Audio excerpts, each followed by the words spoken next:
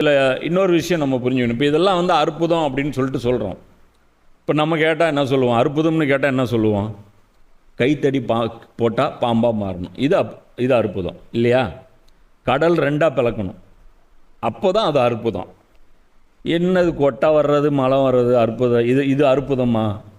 First விஷயம், அற்புதம் இல்லைங்கிறது எப்படி தெரியுமா நம்ம முடிவு பண்ணுறோம்?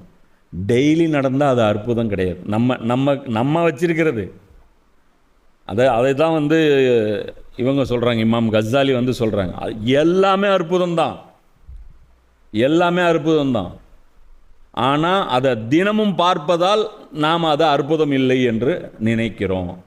அற்புதம்னு ஏன் நினைக்கிறோம்? ரேராக நடக்கும்போது அற்புதம். இதே டெய்லி கைத்தடி கீழே போட்டாலே வாங்குறப்ப, இப்போ உதாரணத்துக்கு பர்மா பஜார் போகிறீங்க, கண்காட்சிக்கு போகிறீங்க, அங்கெல்லாம் கைத்தடி வச்சுருக்காங்க. கைத்தடி வாங்கிக்கோங்க, மூசா கைத்தடி, கீழே போட்டால் பாம்பாக மாறும், கையில் தூக்குனா இப்போ குச்சியாக மாறிக்கும் அப்படின்னா என்ன ஆயிரும்?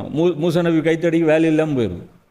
அப்போ கைத்தடி கீழே விழுந்தால் பாம்பாக மாறாமலாப்பா இருக்கும் அப்படிமா. ஏன்னா டெய்லி நடக்குது இல்லை. நல்ல ஒரு விஷயம் புரிஞ்சுக்கோ. இப்போது போர் வந்து மேலே டேங்க் வச்சிரு, கீழே போர் போட்டுரு. இப்போ கீழே தண்ணி இருக்குது, மேலே டேங்க் இருக்குது, நடுவில் பைப் இருக்குது. எல்லோரும் சேர்ந்து சுற்றி நின்றுட்டு துவா செய்யுங்க.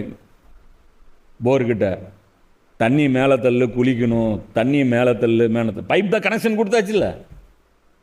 அப்போ அதே தானே அல்லா, தண்ணி மரத்தில் ஊற்றுறேன்னு கீழே ஊற்றுற, மழை பெஞ்சு தண்ணி கீழே போகுது, வேறு எங்கே இருக்குது? கீழே இருக்குது. மேலே தள்ளன கம்பல்சரி. அது மேலே 2 பச்சையாக இலை வந்துச்சுல்ல, அதுக்கு தண்ணி அதை போட்டு கிள்ளி நசுக்கிப்பார், ஈரம் இருக்கும். எப்படி வந்துச்சு ஈரம்? எந்த பம்பு தள்ளிச்சு? கேட்டால் அற்புதம் இல்லைமோ. ஏன்னா நமக்கு டெய்லி பழகிட்டோம். புரியுதா? டெய்லி அற்புதம் ஏன் நமக்கு மண்டைக்கு உரைக்க மாட்டேங்குதுன்னா, டெய்லி பார்த்தா அது அற்புதம் கிடையாது.